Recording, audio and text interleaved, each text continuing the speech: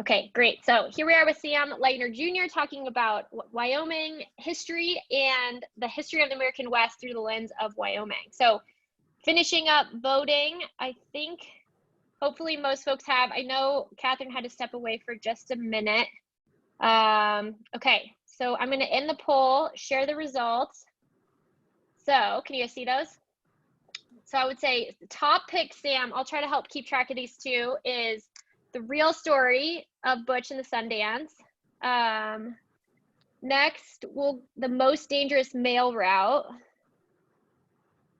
and the First Female Governor, and then the Mormon Civil War. So let's start with those three, and then Sam, you can sort of go from there if you want to do the Minidoka Project or where you want to go from there. So okay, awesome. So I guess I share screen.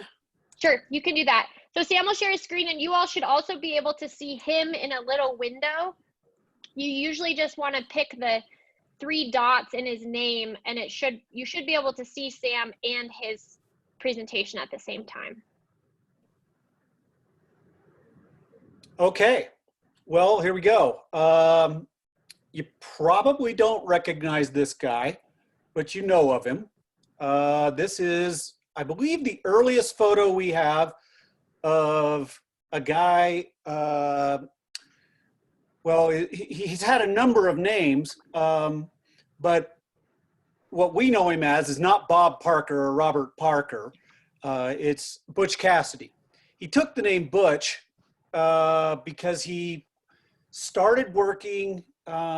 He suddenly moved to Wyoming when he was in his 20s. Just showed up, needed a job in Rock Springs, and he was able to provide them from time to time with a stray cow. So they hired him at this grocery store to be the butcher. How he got the cows, we don't know. We have a pretty good guess because he never was an actual rancher, but he did occasionally just have a cow and he'd bring it in.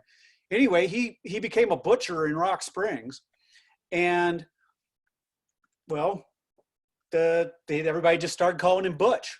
And then he took the name, we don't quite know why he took Cassidy. He was in jail at one time with a guy whose name was Cassidy. And so it's thought maybe just out of friendship, he just decided to take that guy's name. He had a whole bunch of other aliases too, but obviously we all know him as Butch Cassidy. He became friends with a guy named Harry Longabaugh, who took on the name the Sundance Kid, because he had been jailed for horse theft in Sundance, Wyoming.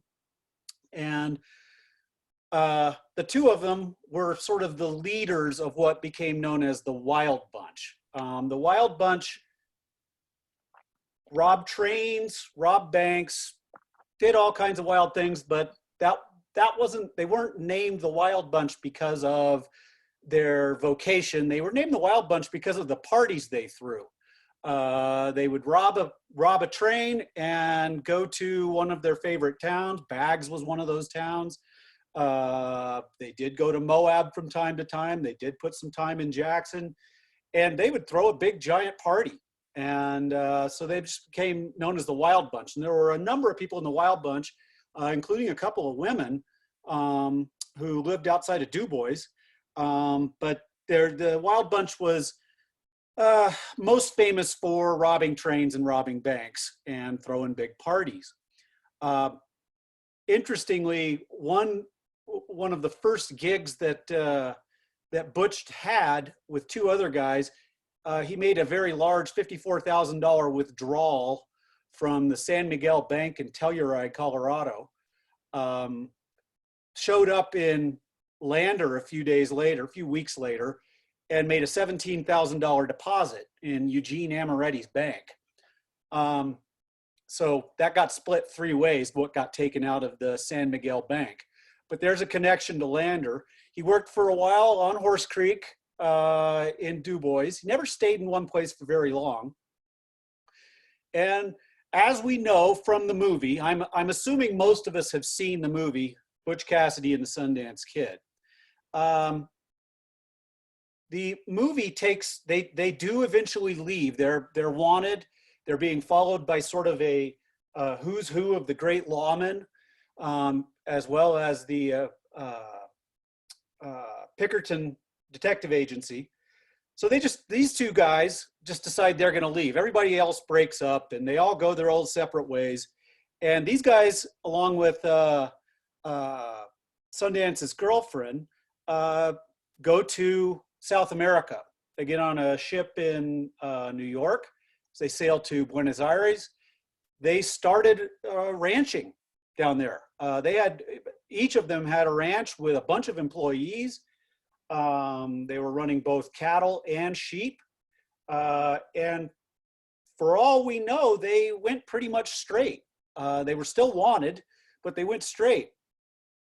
The movie shows that they robbed banks, and they might have done that. We don't know for sure. But here's what we do know that is the sort of true story of Bob Parker.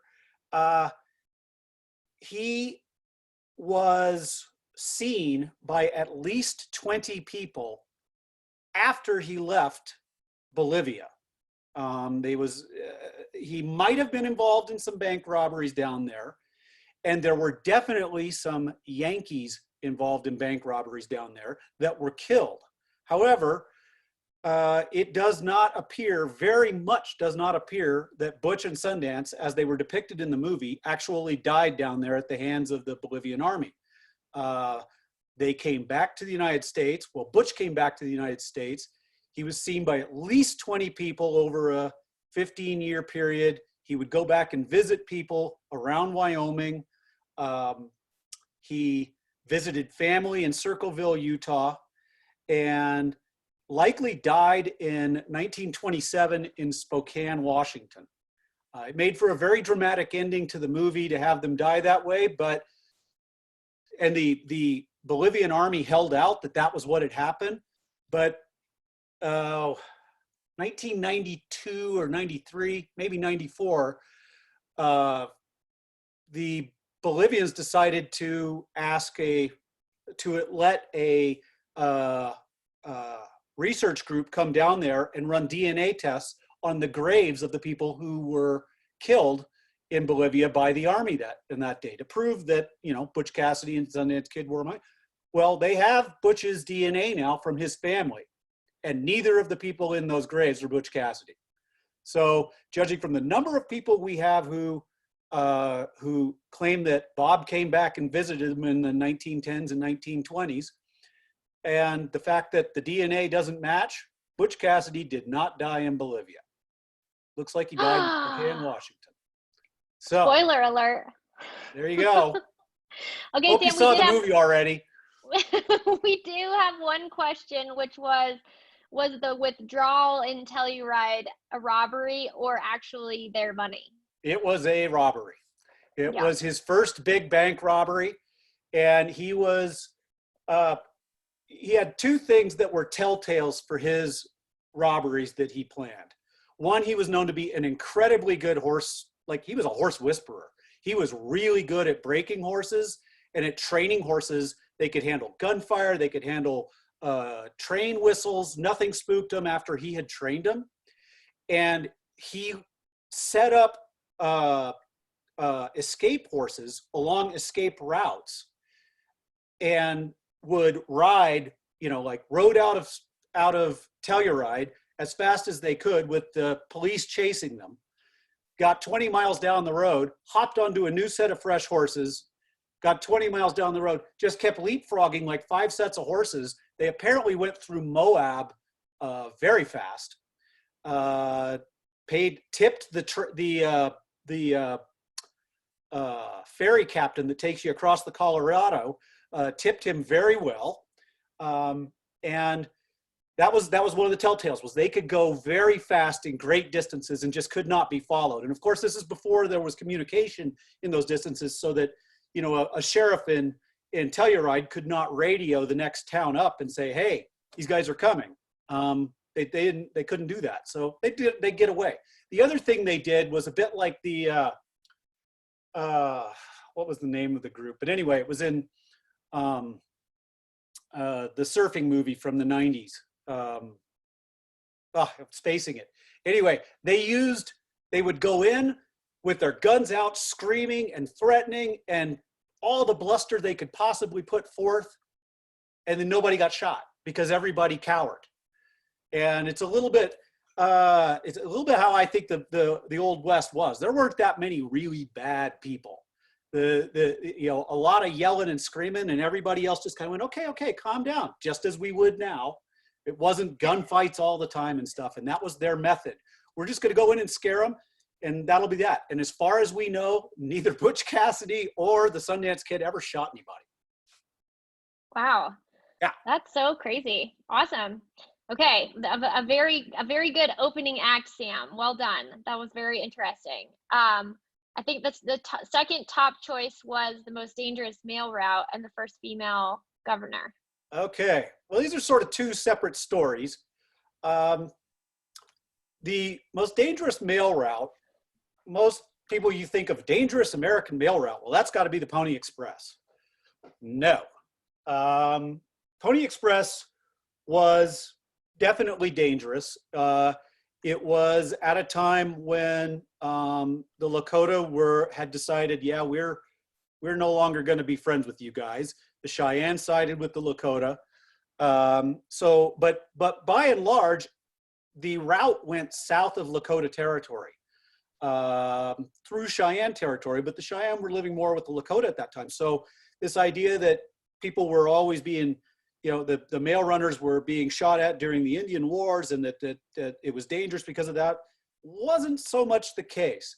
It was pretty dangerous if you were one of the people that was stationed at a mail post every roughly 15 miles or so. There was a mail post and there would be a fresh horse waiting for a rider, and the rider would ride in, grab his mocha, was what they called the packet that held the mail, pull it off the horse and jump onto the next horse and ride on as fast as he could.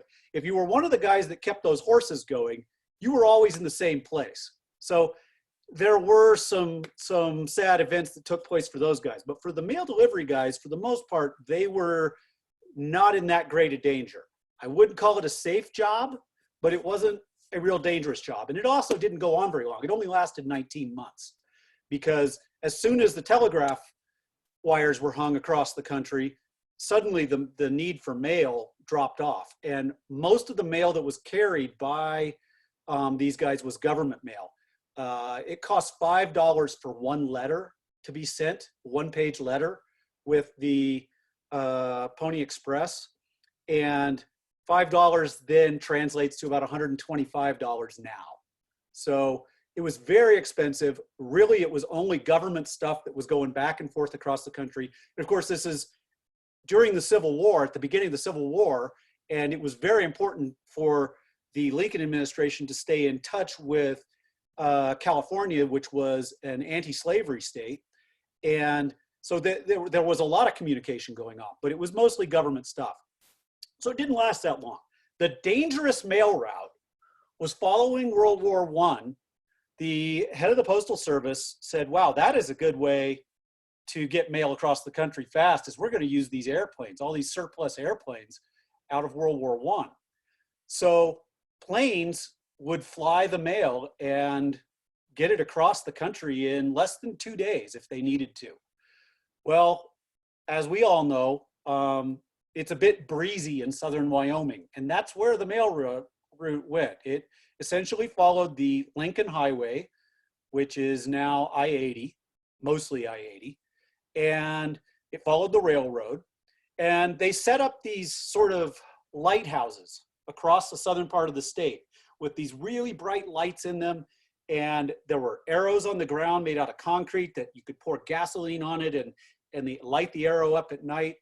And these guys would, much like the Pony Express, would fly planes across, only they didn't change, they would change pilots.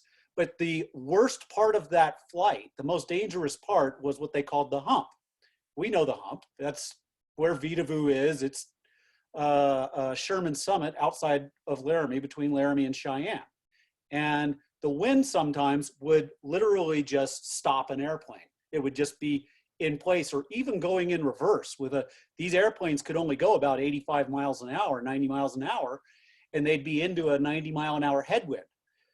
There's one case of a pilot, and I don't remember what the numbers were, but his return time when he turned the plane to come back, because he knew he was just sitting in place, his return time to go from Sherman Summit back to Cheyenne, because he was going to run out of fuel, was like 8 minutes.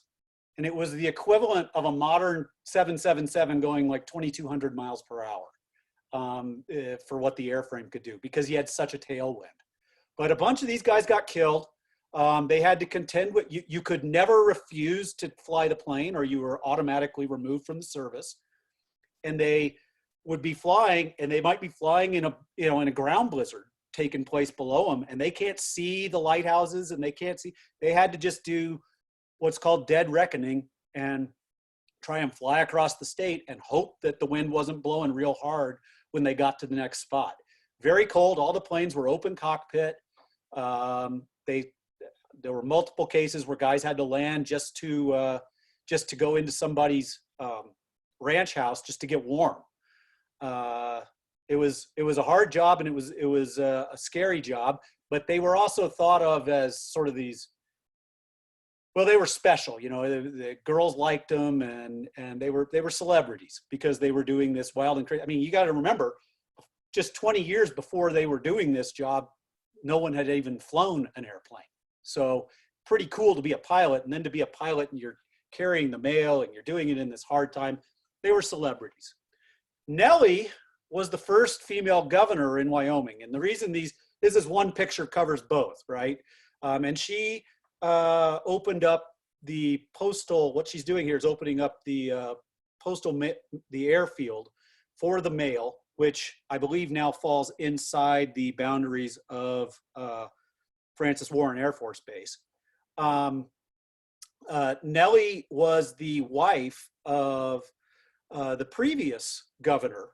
And 3 weeks before the election was to take place, he was giving a speech in Rawlins. He had appendicitis, and this is before antibiotics.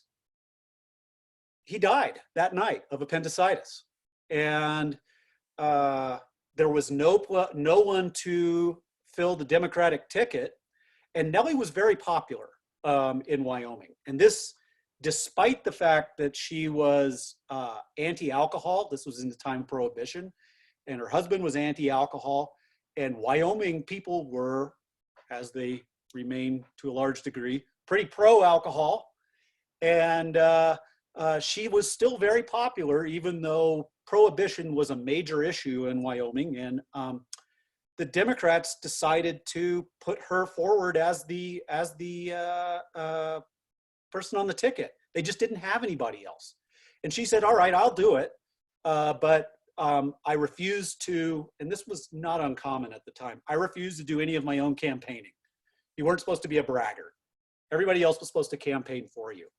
So a number of the big time politicians at the time campaigned for her, and she actually won in a landslide. And then she ran with, she went ahead with a number of her policies, including maintaining the ban on alcohol. So she only served one term. She got voted out in the next term. But the other thing that happened to her in that time was the Republicans had nothing on her that they could use negatively in the campaign when she initially ran. And after 2 years of being in office, well, they had political stuff. They could say she's for this and she's against this and da-da-da-da-da.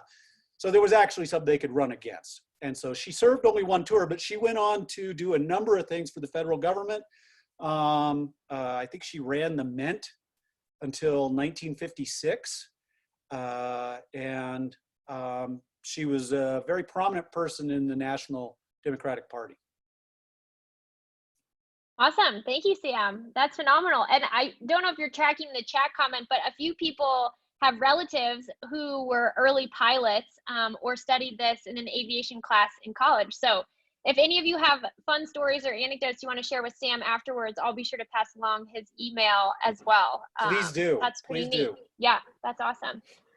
Okay, our third pick, and maybe this will probably end up being our a question. Laura had a question: which mint did she run? And I'm curious, a coin printing mint or the bar the mint, but I guess probably not the bar the mint because she didn't like drinking. So Denver Mint or elsewhere? I believe she was the national level. She was in charge of all of the mints, the Oh, wow. monetary printing policy, I believe. Okay. To be honest, folks, I wrote all this stuff down in a book so I wouldn't have to remember it, you know, so I'd have to look it back up right now, but I believe she lived in Washington for over 50 years. So she was on a national level working on things. So she was probably running the national mint. And I know that when she took that job, it was under the Roosevelt administration. So. Awesome. And our social studies teacher can confirm that. So it's good. You have good corroborating evidence here. Thank you. Awesome. Okay. I think our third choice was, I forgot to write that one down. Did you? Mormon Trail. Was that it? The Mormon Civil War. Mormon Civil War. Okay, great. Also known as the Utah Civil War. So the late 50s were a pretty tumultuous time, obviously, in the United States. The United States was on the verge of war.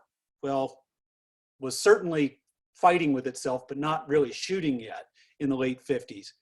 But coming into that time, let's back up another 20 years, the Mormons were horribly, probably the worst in American history of a group that was persecuted for religious reasons. They were pretty badly picked on when they were in the Midwest. Joseph Smith had started the religion in New York, and then he moved to Indiana, and then he moved to Missouri. And at one point, even in Missouri, the governor declared all Mormons terra non grata. It said, you know, the militia should go out and kill them, and people were being tarred and feathered. For those who know the Mormon history at all, Joseph Smith was murdered. Brigham Young then took over the church and said, well, we're going to just get the hell out of here, and we're going to go find a better place. So the fabled story of, you know, going west, they send a group out, they find this is the place. It's the Salt Lake Valley. There's some evidence that says that they were actually trying to get to the island of Vancouver, but we can't prove that. They ended up going to Utah. They ended up making Utah into a very nice homeland. But they were always leery of the U.S. Utah was a territory, and Brigham Young was declared the territorial governor. And then in the late 50s, a new administration comes in, the Buchanan administration comes in, and they decide they're going to put a different territorial governor in place. Well, the Mormon people took that to mean, all right, we should be nervous, because the last time we had to deal with other governors that weren't Mormon, things were pretty bad. They did have a militia, a state militia called the Nauvoo Militia, and everybody was kind of put on warning that we might have to call up the militia. Well, to get this new governor across the country, he had to be escorted by a military escort because, as I said previously, you know, things were starting to go south with the Cheyenne and the Lakota. And so 1,500 men were put together to escort who was going to be the new governor. And he was just he'd been the governor, I believe, of Georgia prior to that. And he was just doing what he was supposed to do. But he was coming out west. But with this 1,500 man escort, military escort, the Mormons freaked out and said, all right, we're calling forth the Nauvoo militia. Brigham Young had the entire city of Salt Lake City emptied. Everybody went into the mountains south of the city. All the young men moved out into Echo Canyon and the canyons above the city. They actually created trenches, and you can still see some of the work that they did of, I'm told, I haven't actually seen it, but walls of stone and so forth to be able to get behind. They went as far, at that time, Utah claimed control of what is now the southwest corner of Wyoming. So they went as far as to South Pass and burned everything at South Pass. They lit the prairie on fire. They wanted to make it so that the military's support animals could not be fed there, and that it would stop the military at that point. They burned Fort Bridger. They created a new fort, I believe called Fort Independence, or Fort Defiance maybe, and prepared for war. Well, few shots were actually fired.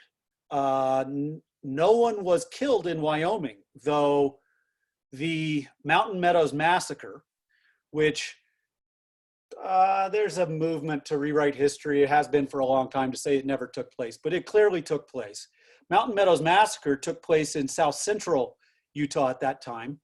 And so in that case, shots were fired in what was looking like it was going to be a civil war between the Mormons saying, no, we need to have our own independent state and we can't be governed from Washington. And Washington saying, no, we're not going to have anybody separating. We got manifest destiny. This is going to be one country all the way across. And one guy who was friends with Lincoln and friends with Brigham Young managed to pull together the peace. And he had to do it by going, he came all the way out west on the Immigrant Trail, had to reverse back, go all the way to Washington, talk to Lincoln about what was happening. Meanwhile, Lincoln's, he's a wartime president at that point.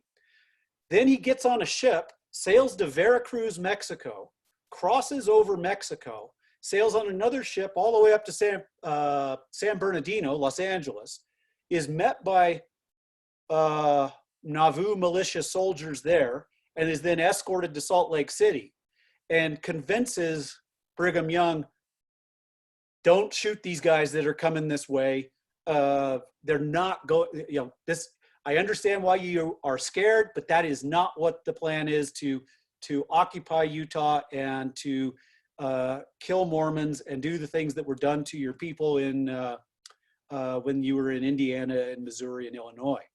And well, Brigham Young decided to stand down, and the army marched into Salt Lake City and did not do what Brigham Young was worried about, and that was the end of it. But it was becoming a shooting war, and it's interesting to think if it had kept going, if this one guy that wasn't friends with both of them, if he hadn't been involved and hadn't been able to convince both sides, no, a military response is not correct here. No, they're not going to do a military response. You could trust me on this. If he hadn't done that, there would have been a civil war with Utah, and it would have been short-lived and fairly small, but it would have probably put back, and I said the Lincoln administration, it wasn't the Lincoln administration, it was Buchanan administration trying to hold off a civil war. I'm sorry for that. He knew Buchanan and he knew Brigham Young. It was not during the Lincoln years, it was in Buchanan years, right before Lincoln. If he hadn't done that, we probably wouldn't have had the Civil War when we had the Civil War. That would have been put off again, and it would have just been one of those things that changed history. The Civil War was coming no matter what, but it would have probably been put off. I apologize for screwing that up, folks. I said Lincoln, but I meant Buchanan, and we're talking the late 50s here, so not the early 60s when the war had begun. But this would have changed history, and who knows how things would have been lined up out in the western states, and what would have taken place with who would have been a anti-slave state, and now maybe changing their minds because they're seeing, okay, there's some religious pressure going on too. We just don't know how that would have gone, but it would have changed things. So that's the Awesome, Mormon Sam. Civil War. That is awesome. One of my favorite sayings in life is, I just want my friends to be friends with my friends. And there you go. It probably saved hundreds of lives. I'm just trying to, get some rock climbers to talk to snowmobilers, but this was a far more useful application. That is awesome. Okay, we have just maybe like 8 more minutes. How about we go author's choice? Why don't you pick your favorite story to tell out of the remaining photos that you have, and we'll have you do it in like 5 to 7 minutes, then we'll wrap up. Okay. Let's see here. I'm going to do this one. Does anybody know about well, we got somebody from Jorgensen Engineering here. He's going to know about this. The Minidoka Project. Oh, no, maybe not. So Jackson, it's County 22, and that's based off a 1930s value of property. Jackson was not the poorest. Teton County was not the poorest county in Wyoming. Sublette County was. Teton County was the second poorest. It's hard to imagine now, but that was the case. Well, it didn't have any political power. And what we think of as Grand Teton National Park was a mosaic of ranches and dude ranches and small homesteads. It was not a wild area. It was definitely farmed, a lot of farmland up there. But there was a movement. It started federally and then became a movement in Cheyenne to purchase essentially all the land running from between Taggart and Bradley Lake to Jenny Lake, all the way to Lee Lake, and build one dam at the south end of that and create one giant reservoir right next to what was the Jackson Lake Reservoir. And this was the Minidoka part of what is the Minidoka Project, which also, I believe, helped create the Palisades Reservoir, but a whole number of reservoirs downstream in in Idaho. And all of these reservoirs were just for Idaho. You were going to displace Wyoming people, and for then the state out of Cheyenne, which didn't pass much money all the way up to the northwest corner in Jackson, the state was then going to make the money off of all of the water sold to Idaho. And it was really the first uniting of a Jackson group to say, no, we're just not going to allow this to happen. And that uniting also helped to create later create the national park up there and so forth. But I like to tell this story simply because what we have there is this gem of what we think of as high alpine territory. It's the west side of the Jackson Hole Valley in Grand Teton National Park. But it very easily just could have been a giant reservoir. And the movement was able to stop it, but only just barely. And the entire layout of Jackson Hole, how the tourism industry works there, everything could have been completely different because it just would have been, the majority of it would have been a big lake. That's it. Awesome. Awesome, Sam. Thank you. So fun to get to kind of see some behind the scenes stories and things that aren't part of our normal everyday. And I think as I've been reading this book a little bit, I think the thing that strikes me is rarely do people know they're making history when they're making history. They are just making decisions and doing right by themselves, maybe in the case of Butch Cassidy, or right by their community or their friends or their country. And those people end up writing the course of history and what our geography looks like, what our political structures look like, and what we look like as a society. And so I know it feels sort of like a large order to say, go, or here, I'll stop sharing your screen too. I forgot I was in a little tiny box.